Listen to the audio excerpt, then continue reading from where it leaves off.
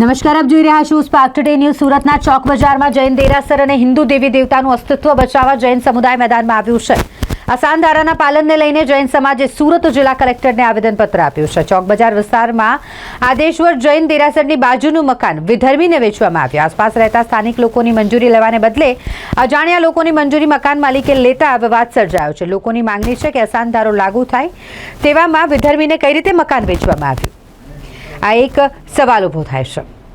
આસપાસ રહેતા સ્થાનિક લોકોની મંજૂરી લેવાને બદલે અજાણ્યા લોકોની મંજૂરી લેવામાં આવી હોય, જેના કારણે આ વિવાદ સર્જાયો છે। મકાન માલિક વિજયકુમાર ઝવેરીને મકાન વેચવાને બદલે હિન્દુ ધર્મના સાથે જોડાયેલા કોઈ વ્યક્તિને મકાન વેચે તેવી માંગ થઈ રહી છે। વિજયકુમાર ઝવેરીનું મકાન ગાર્ડ ફરહત એઝાઝને વેચવામાં આવ્યું છે। જૈન લોકોએ જણાવ્યું કે મકાન વિધર્મીને વેચવામાં આવ્યું છે, જે મકાનની બાજુમાં જૈન દેરાસર છે અને આ દેરાસરની અંદર હિન્દુ ધર્મના માતાજીની પ્રતિમાઓ પણ છે। આસાન ધારો લાગુ છે તો આસાન ધારાનું કડક પાલન થાય અને હિન્દુ વસ્તીમાં વિધર્મીઓને મકાન ન વેચાય તે માટે આવેદનપત્ર આપવામાં આવ્યું। કુમાર પટેલ શું રજૂઆત લઈને આવ્યા? અમે આદિશ્વર ભગવાન જૈન દેરાસરની બાજુમાં એક ઘર છોડીને જે મિલકત વેચી છે વિજયકુમાર ઝવેરી, વિજયકુમાર મોતીલાલ ઝવેરી, એ મિલકત વિધર્મીને નહીં વેચે એના માટે અમે આવ્યા છે। શા માટે વેચ્યું હશે ને કેટલું આજે પૌરાણિક સ્થાન છે?